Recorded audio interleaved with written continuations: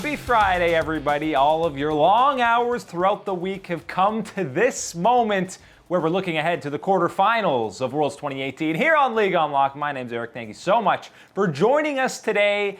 Four doozy of matchups this weekend. All four of them get going. Teams only had a couple of days to prepare for all the action over the weekend to advance to the semifinals, and hopes and dreams are higher than ever for the Western scene with the likes of G2, Cloud9, and especially Fnatic, who there are some believers that they actually have a legitimate shot at getting to the World Finals for the first time since Season 1 when, oh yeah, Fnatic did it, and none of the actual good teams, no one actually knew how to play League of Legends, so a very different scene way over here in Season 8. But let's look ahead to these games. The action gets started on the weekend with KT versus Invictus, and that is where we're starting. This is a tough matchup to draw for both teams. You're not happy about either of them. IG, one game away from finishing first, and you end up going against the second best odds-on favorites to win the entire event in KT Rolster.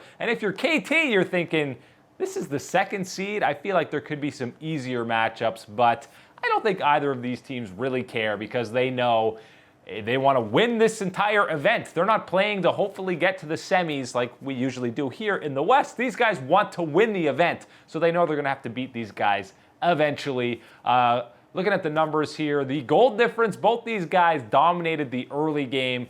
I'm just going to say right now, IG and Fnatic, both their numbers are a bit skewed from their groups because they were beating up big time on the likes of G-Rex and 100 Thieves. So they're a bit skewed, but the first turret percentage for KT there is absolutely insane. I mean, 6 games, they got first turret in every single one of those. Their macro play was on point. Even against EDG in the game they lost, they got up a pretty sizable gold lead in that early game. It was just a couple of misplays in team fights and solid play overall from EDG that lost them that game. But the early game has been dominated by KT in all of their games. And if you remember, these teams, KT and IG, have already played this year way back at Rift Rivals, and it was a dominant win for the likes of KT. You remember they were the only Korean team that went undefeated, and they didn't play against RNG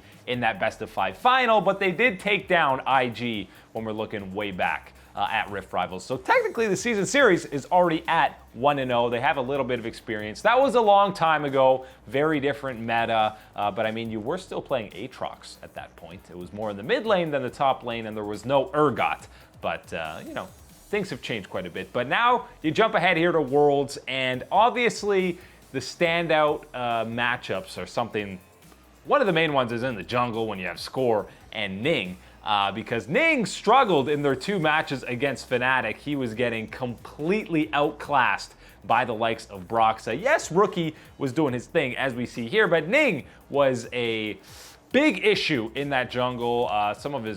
Most of his Gragas ultimates were way off. He was being read like a book by Broxa. Broxa seemed to be 2 steps ahead of him, and you got to feel like there's going to be more of the same when it comes to Score matching up in that jungle, so that's a huge advantage that goes the way of KT. And the bottom lane for Invictus was very underwhelming, not throughout the entire group stage, but through the second half, and even at times in the LPL. We know Jackie loves some of his mispositioning that came throughout the summer split. Obviously didn't cost them too much because they went 18-1, but so far I think the advantage big time goes to Deft and Mata in that bottom lane, so that's 2 pretty sizable advantages we go for KT. But the key matchup in this one is going to come down to that mid lane because, as we saw against Fnatic, Rookie now going up against UCal, but Rookie against Caps, he got counter picks in every single one of those, completely dominated. The CSD numbers are disgusting. Again, a bit skewed because of the group and those 2 matchups against Caps. Caps did rebound later on in those games, but I mean, UCal is not afraid and not uncomfortable playing against some top-tier Korean mid laners. He did it the entire year in the LCK. He's matched up against Faker. Now Chovy's made a name for himself. He matched up against him. Kuro in that mid lane. BDD. He is perfectly fine playing against these carry mid laners who are extremely dominant. Even in lane, Yukao was actually one of the best laners in the LCK. So this matchup, obviously, you give a slight edge to Rookie because he's still looking like the best mid laner on the planet right now. So there's a slight edge to IG there, but I think Yukao's going to hold his own, and he's less aggressive than Cap, so he might even get less punished in terms of CS early on. So slight edge to IG there. And then you go to the top lane. Smeb has said he's saving his carry pants for the quarterfinals, so we'll see if he does it because Duke and the Shy have both looked rock solid. But the jungle and bot lane mismatch really make me favor KT in this matchup, especially, I mean, they are the 1 seed, so they're going to be favored. I got them 3-0ing IG, which I know sounds insane and might be a bit of an overreaction for how IG played against Fnatic, but I think KT really turns it on and shows that the LCK is still a force to be reckoned with at Worlds. 3-0 KT. The second quarterfinal matchup of the weekend is going to be RNG versus G2. And on paper, you know, guys like Deficio were saying this might actually be the best 1 seed matchup for G2 because we know RNG likes to play that 5v5 team fight style, whereas G2's hanging around with that 1-3-1 or that 4-1 split push with Wunder, where he was absolutely dominant in the group stage. And if it wasn't for Licorice being an absolute animal in the group stage, you would say that Wunder was the best performing top laner across all 4 groups. He was a beast out there. And the one stat that's hilarious here is the Herald percentage. First place for RNG, 85.7%. G2, 0. They didn't get it in a single game. Clearly not high up on their priority list. Also, the game time. G2 takes a long time to close games out, and that's because, again, these are kind of fluctuating based on the groups. Group A, a lot of the games were going north of 40 minutes. Not quite the case in Group B, and RNG had a couple of stomps against the likes of Gen.G and Cloud9, where they were closing games out way sub 30 minutes. RNG, you were expecting them to go 6-0, and then they came into that wild second round robin in Group B. They did what they had to do. They got the win against Cloud9 in that tiebreaker, but they were close to losing that game. But you got to see RNG at their finest in a 5v5 team fight around Baron. They come away with that win. Obviously, this would be the biggest upset of the weekend if G2 managed to come away with the win. The big question is, are we going to see Heimerdinger hit the Rift? And I got to imagine no. RNG, that is going to be the staple ban throughout this entire series, because when you really think about it, how much practice does Uzi have against that and against someone who's so experienced and pretty close to mastering that champion as Hjarnan? You're not going to be experiencing that in solo queue. You're not going to bring in a specialist to train that against. And I mean, that takes away, basically, it neutralizes the laning phase for Uzi and Ning in that bottom lane. So you got to think Uzi is just saying, no, we're not playing against that. I don't want to waste my time with that garbage in the bottom lane. I'd be shocked if RNG lets Heimerdinger through in any of the games in this matchup because they just don't want to deal with that. And you know that drafting, you know, sometimes RNG, when they've lost some games, have had some very questionable drafts. But here into the knockout rounds of Worlds, they've already kind of, you know, been tested, and they go, okay, this is for real. When they drop games to Cloud9 and Vitality, I think they're taking it a lot more seriously now. They're going to be more focused. No Heimerdonger through the ban phase. And, well, Heimer might be one of the matchups to look to. Obviously, Uzi versus Hjarnan in that bottom lane. As Uzi is against any other AD carry or bot lane in the tournament, it's favored towards RNG in that matchup. The biggest one-sided affair in G2's favor has got to be in that top lane, because Letme has been underperforming so far in the group stage. He was looking like one of the best tank players on the planet, but Wunder, you got to think, is going to take advantage of that split push.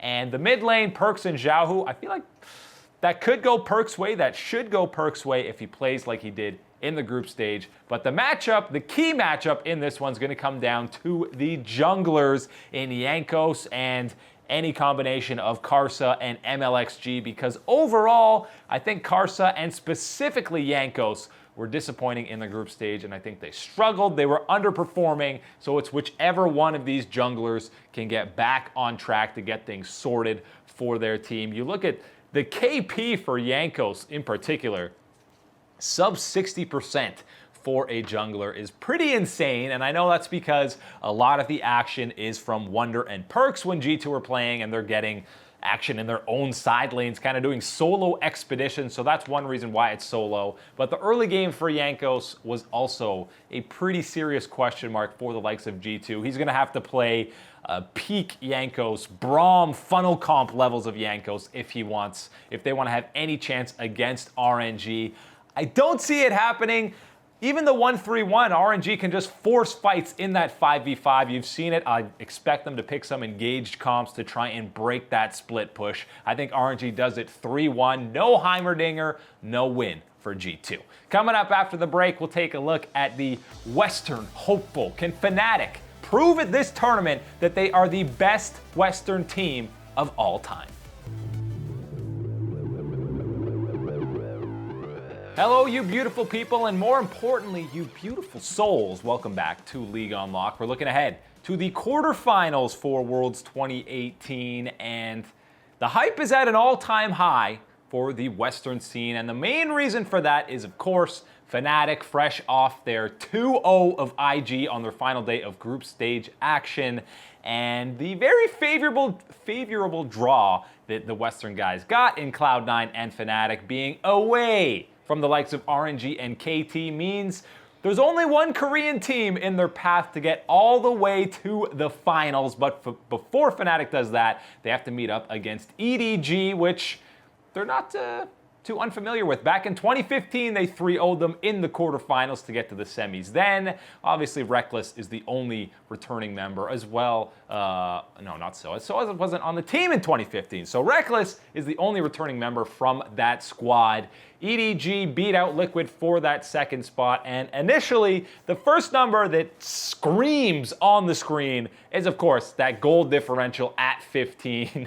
Fnatic first with almost 2,000 at 15 minutes, and EDG down almost 1,000, way down in 11th, and that was kind of the case in the group stage. You saw them get behind against KT, they did it against Liquid, and they came back into those games. The early game heavy in favor of Fnatic. We saw what Broxa was able to do against Invictus and what they did against G-Rex and 100 Thieves, but again, we'll pretend those games didn't happen. We'll just only talk about IG because that was the only real competition for Fnatic in that group. But, I mean, I feel like Fnatic could just snowball these games pretty darn quickly. What was most impressive about their wins against Invictus was still the fact that Caps was way behind in lane. He was getting clobbered by Rookie, down 30 CS in a lot of these matchups. And Fnatic's still able to come away with these wins. This isn't like MSI, where Reckless underperformed, especially after his MVP spring split. Reckless looked a whole lot better in the group stage, and he was dominant in a lot of these team fights, and that was why, when Caps was behind, Fnatic still able to win. He was kind of their sole win condition, or definitely their main win condition in the EU LCS. But now you're seeing, even if he's behind, Fnatic can make proactive plays around the map. Bwipo is impossible to gank. Soaz is an absolute rock in the top lane. It doesn't matter who's in there. They'll, at worst, go even. And pretty much, even if they have a losing matchup, they are always graceful in how they lose lane. And so they're neutralizing there, and Ray's a guy who was popping off in the group stage for EDG. Don't think that's going to be an issue against Fnatic. Again, regardless of which top laner starts and which one is playing the majority of the series. And the mid lane, I mean, Caps already went against Rookie. Scout has had some great games, but he's not as good as Rookie, so not worried about that matchup. I think Caps will actually kind of have the chains off. He won't be getting immediately counterpicked in every single matchup. He'll actually be able to shine more so than he did in those Invictus games. You got to expect Broxa to still be absolutely fantastic, whether it's Clear Love or Haro in that matchup. I think you like Broxa in either one of those because he's playing like one of the best Western players not just Western, one of the best players at the entire tournament so far in the group stage. It's great that a guy who's usually been underrated on these Fnatic squads is finally getting all the attention and praise that he deserves in that jungle spot, because the early game runs through Broxa. He's had some super creative paths. Ban the Lee Sin if you're EDG, because if you don't, you saw what he did against Invictus. So make sure that that's a permaban. Irelia's got to be permabanned. There's so many bans you got to throw at Fnatic. Even something like the Swain that Bwipo has been popping off on in that top lane. So there's a whole lot of bans you got to throw at this Fnatic roster, and that's why they're going to be a big favorite in this matchup. But the key matchup comes down in that bottom lane with iBoy and Rekkles, because iBoy, the other day, we had him on our all-pro list from the group stage. Incredibly aggressive. The guy's mechanics are absolutely disgusting, and he is the main carry on this EDG lineup. They want to get him rolling. They play entirely through him in these mid to late game fights, but I think Rekkles and Hill is saying, I think they can neutralize him or at least go even with him. What we've seen is Rekkles is actually playing a whole lot more aggressive in a lot of these team fights, especially when he gets so far ahead in the laning phase thanks to Broxa. So whether it's Ezreal, Tristana, the Xayah pick, people kind of criticize Rekkles' champion pool because it's not massive, but now that Tristana can still be meta, that's something you got to ban against him as well. We've seen him perform on the Xayah. His Kai'Sa, maybe not the best compared to some of these other ADs like iBoy, Uzi, obviously. They've been playing it at a higher level, but I wouldn't be worried about Rekkles' champion pool. And the fact that he's playing so aggressive, he can match iBoy in these team fights. So that's pretty much a toss-up, which means the advantages are going the way of Fnatic. They already beat IG, so I don't think EDG should be a problem for them, and I wouldn't be surprised if they 3-0 them in this quarterfinal matchup as a mirroring of what happened way back in 2015. Fnatic are big favorites in this matchup, and they definitely should be. They are looking like the best Western team of all time. It's too early to say. We'll see how far they go in Worlds, but they definitely have a chance at taking that title. Coming up after the break, to complete the Western dream, Cloud9 has to beat a Korean team in a best of 5. Can they do it? It's never been done before. It's a Freaky Friday, everybody. And why is it so freaky? Well, because we're going to preview the Afreeca Freaks Cloud9 quarterfinals. I feel like I've made that joke at least 3 times on this show, but it never gets old. Everybody loves it. And anyone who records this, specifically producer Reed, loves whenever I make that joke. That's why I make it every single time we talk about the Afreeca Freaks on a Friday. They're playing against Cloud9. It's an all-blue matchup, so which blue logo is going to get the better? This is one of the probably the most interesting matchup for me of the weekend, because people are so downplaying the Afreeca Freaks just because they lost a couple of games. And yes, the first entire half of the group stage, they looked very suspect, but they completely turned it on in the second half of the round robin, went 3-0 to lock up that first seed. And guys, this is still an LCK team in a best of 5. Which, by the way, a Western team has not beaten since 2012, and a North American team has never beaten in a best of series, especially at these international events. And when there's more time to prepare, and you're only preparing for one team, the LCK has proven that they are the best at that, and specifically, the Afreeca Freaks have proven that they are the best of the LCK to do that, and that doesn't bode too well for Cloud9 when you think about the fact that they love these kind of niche picks to go with. So that's going to be something to monitor in this series. Obviously, kills per game is something that's very interesting. Afreeca, they want to play these games slow. They want to slow it way down. You saw in their matchups in the group stage, they just kind of drag you around the map. They avoid team fighting a lot of the time. They can get 6,000, 7,000 gold leads with there being 4 total kills in the game, because they're securing turrets, they're dragging you around the map where you don't want to be, out-rotating you completely. This Flash Wolves game was a perfect example of that. They had a huge gold lead before this one team fight, and this was pretty much the only major 5v5 team fight that resulted in kills, and they closed the game out from there. If they're able to do that against Cloud9, that is a huge advantage for them. You've seen Cloud9, how they had that amazing run on their last day of group stage, was just fighting, tons of fighting. That's why they matched up so well against Vitality, because they were both playing that style, and Cloud9 just did it a little bit better than them. So it's really who gets the advantage, who gets to play the style that they want is going to win this series. If it's slow-paced and methodical, Afreeca are going to come away with it. If it's an absolute bloodbath with fights never ending around the entire map, Cloud9 probably has a legitimate chance of coming away with this one, but I think we might be a little too high on the Cloud9 hype train. I mean, it was one amazing day where they completely popped off against RNG, favorites for the entire event, and Gen G, who looked a little bit broken, definitely not the same form from Gauntlet. They clearly looked tilted, and Vitality, who were fantastic, but it was just one day, so we'll see if Cloud9 can keep that up. But the pick and ban is going to be absolutely massive, and I'm a little worried for Cloud9 if Afreeca starts banning out some of their go-to picks like the Nocturne, the Zillion for Jensen.